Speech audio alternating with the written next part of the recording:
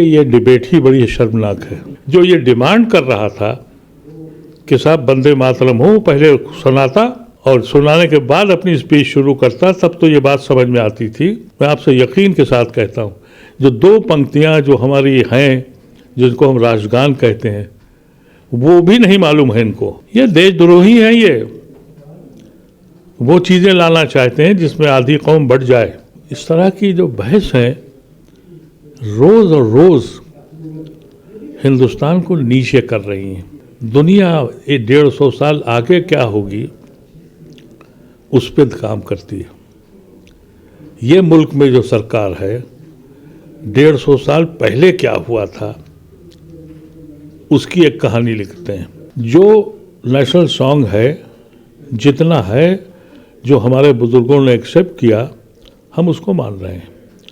लेकिन अगर तुम वो कहलवाओगे कि हम सजदे करेंगे और पार्लियामेंट के अंदर ये तकरीर करोगे कि वंदे मातरम कहना है तो हिंदुस्तान में रहना है, तो तुम्हारे मुंह पे मार देंगे ये। उस गाने के लिए जिसको आरएसएस ने कभी अपनाया नहीं, उस गाने के लिए जिसको बीजेपी ने कभी माना नहीं, वो देशभक्ति अब जग गई। ये मुल्क ऐसे ही लोगों के पास है।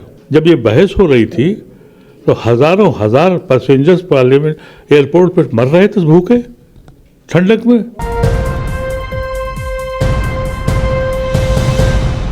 पार्लियामेंट में वंदे मातरम को लेकर लोकसभा और राज्यसभा दोनों ही ऐवानों में, दोनों ही सदनों में लंबी बहस हुई और उस पर जिस तरह से मुस्लिम एमपीज़ के ज़रिए अपनी बात वहाँ पर रखी गई बहुत ही मुदल्लल अंदाज में, और 2-3 एमपीज़ की जो स्पीच है वो ज़बरदस्त वायरल हो रही है। उसके अलावा मुस्लिम तंजीमों की जहाँ तक बात है, मुस्लिम तंजीमें भी इसी चीज़ पर अड़े हुए हैं कि हम किसी भी कीमत पर कोई ऐसी बात नहीं कहेंगे जिससे हमारे जो तौहीद का हमारा जो मामला है उस पर असर पड़े। अदीब साहब, क्या कहना चाहेंगे? जिस तरह से 8 घंटे का वक्त दिया जाता है और मोदी की स्पीच भी आपने सुनी होगी और दीगर लोगों की भी स्पीच सुनी होगी, ज़बरदस्ती की जा रही है और एक मामले को एक सियासी रुख दिया जाता है। देखिए, ये डिबेट ही बड़ी शर्मनाक है। ये जो डिबेट रखी गई और जिस हिसाब से मोदी साहब ने झूठ और गलत बयानी दी, क्या इस मुल्क को ज़रूरत है ऐसे वक्त में जहाँ कितने मसाइल खड़े हैं?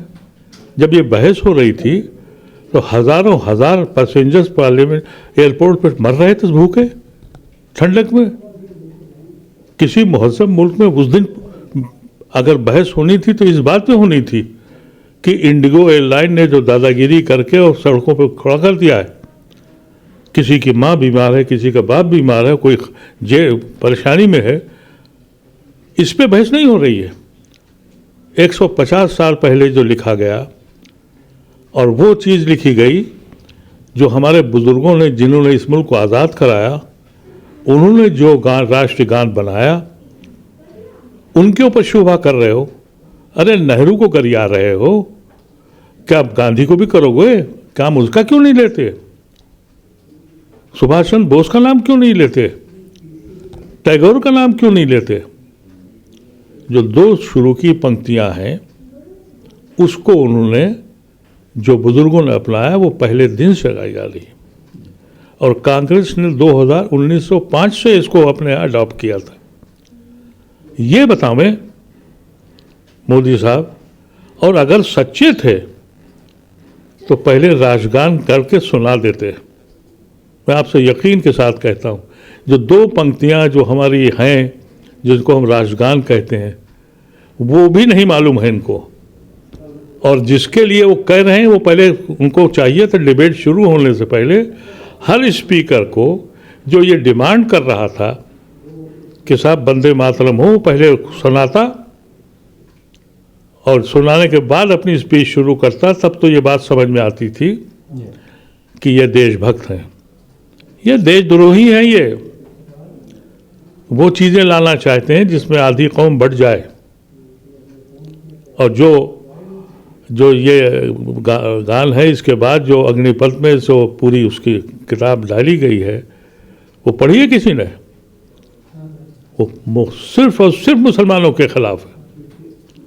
और ये जो पंक्ति लिखी गई वंदे मातरम, उस वक्त वो सिर्फ बंगाल के लिए थी, जिसको टैगोर ने और गांधी ने मिलकर इसको नेशनल सॉन्ग बनाया। ये जो इस तरह की जो बहस है रोज़ और रोज़ हिंदुस्तान को नीचे कर रही हैं। दुनिया 150 साल आगे क्या होगी उस पर काम करती है। ये मुल्क में जो सरकार है 150 साल पहले क्या हुआ था उसकी एक कहानी लिखते हैं। शर्मनाक है डिबेट ये। और आपने ये कहा कि मुसलमान नाराज़ है, इसमें कौन सा ऐसा आदमी है जो खुश था? हर पार्टी के हर शख्स ने ये कहा, लेकिन उनको तो तैयारी करनी है बंगाल के इलेक्शन की। कोई काम बगैर इसके नहीं होता। आज आपको पता है कि हमारा डॉलर कहाँ है, आज इसकी फिक्र नहीं है। वर्ल्ड बैंक ने हमको कह दिया कि we are in third C category. विश्व गुरु कर रहे हैं कि हम दुनिया के बाद बनने वाले हैं। कोई एम्प्लॉयमेंट का कॉन्सेप्ट नहीं, सिर्फ और सिर्फ कि साहब किसी सूरत से माहौल तैयार हो बंगाल के लिए। कब तक इस मुल्क को टूक हो भाई? ऐसे में जब स्कूलों में इसको कंपलसरी किया जा रहा है तो मुसलमान क्या करें? देखिए, मैं तो अपनी बात कर रहा हूँ। जो पंक्तियाँ एडॉप्ट हुई उसमें मौलाना आज़ाद भी शामिल थे, और मौलाना आज़ाद का कहना यह था कि हम झुकने की बात नहीं कर रहे हैं, शरण को चाहने की बात कर रहे हैं। जो नेशनल सॉन्ग है जितना है, जो हमारे बुज़ुर्गों ने एक्सेप्ट किया, हम उसको मान रहे हैं।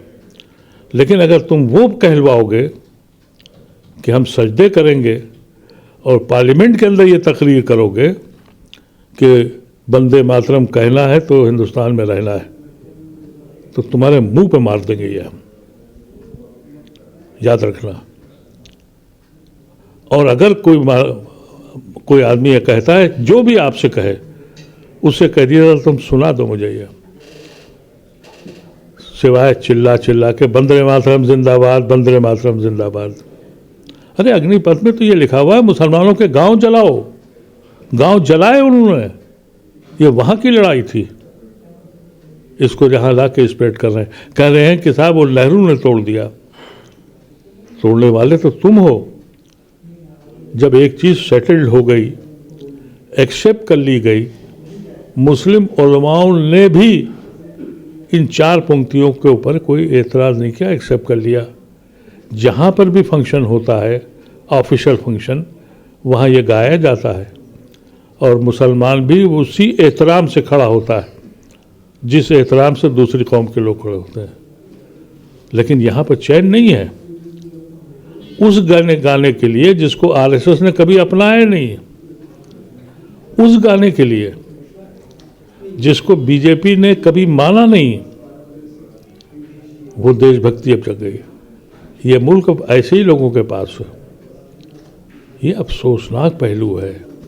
आप सोचिए कि इस वक्त कितने मसाइल थे। वही वक्त जाड़ों में सिसक रहे थे लोग एयरपोर्टों पर, उस पर एक गुफ्तगू नहीं हुई, पॉइंट ऑफ ऑर्डर क्रिएट नहीं किया गया। और ये शख्स आके झूठ बोल के चला गया। उसने कह दिया जिना के कहने से, जिना के बाप और जिना के चचा और भाई श्यामा प्रसाद मुखर्जी तुम्हारे साथ मंत्री बने थे, उसका नाम क्यों नहीं ले रहे हो? अरे मुस्लिम लीग की सरकार में तुम कौन हो? Finance minister. और तुम्हारी चिट्ठी पार्लियामेंट में पेश हो गई कि तुमने वायसराय को खत लिखा कि ये कांग्रेस के लोग वंदे मातरम गा रहे हैं, इनको गिरफ्तार करिए।